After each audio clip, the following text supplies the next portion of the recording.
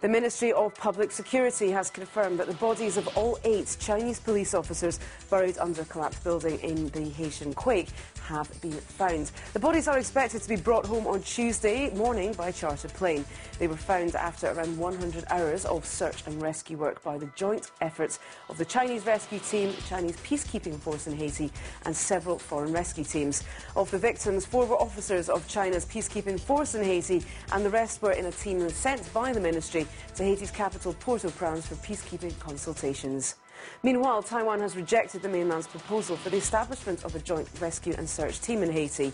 Chiang Tai-fu, currently Taiwan's acting ambassador in Haiti after Xu Mianxiang was injured during the quake, turned down the offer on the grounds that the rescue teams of the 2 sides have been tasked with different missions. Haiti is one of the 23 countries that recognise Taipei rather than Beijing. Taiwan has boosted its pledge of humanitarian aid to $5 million, up from the previously announced $200,000, while the mainland will deliver humanitarian aid worth $4.4 million.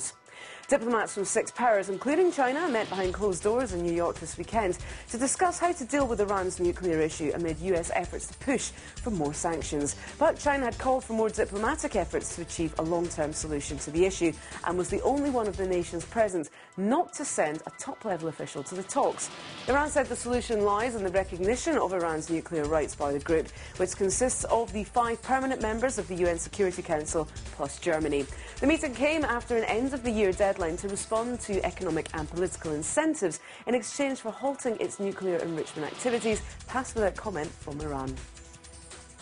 Google has denied reports that the company has already closed its China offices, saying it plans to hold talks with the Chinese government over the next few weeks.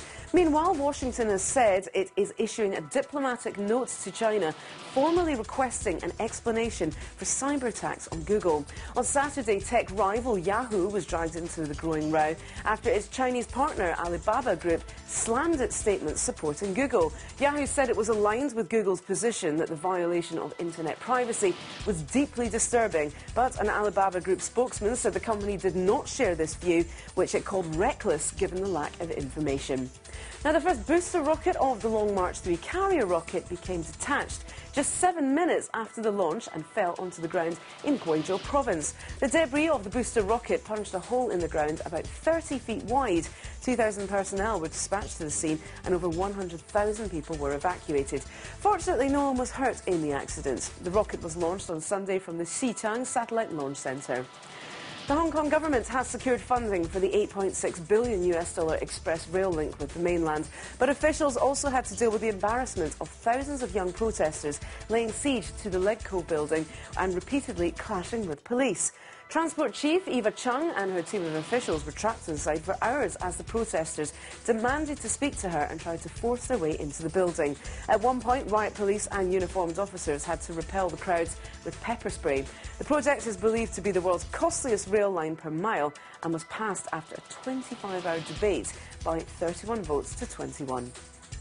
A tunnel collapse in Guangdong province has killed 4, left another 4 injured, and 2 others are still missing. The tunnel was part of the Nanning to Guangzhou railway line, which is still under construction. But it's been revealed that the construction team previously told the local government that only 4 people were injured and that no one had died. It wasn't until 23 hours later that the team told the authorities the truth. According to Chinese regulations, all accidents should be reported within 1 hour and a written report sent within 2 hours. Bank of China, which has the most overseas assets of any Chinese lender, said it's ready to apply to set up outlets in Taiwan as part of its effort to extend its global footprint. The bank's statement comes as a cross-strait financial memorandum of understanding takes effect. Beijing and Taiwan signed the memorandum in November, paving the way for the 2 sides to further open their financial services industries to one another. Mainland banks hoping to set up operations in Taiwan will have to gain the approval of regulators on both sides of the strait. And those are the BON News headlines for now, but we'll be back with more news after this.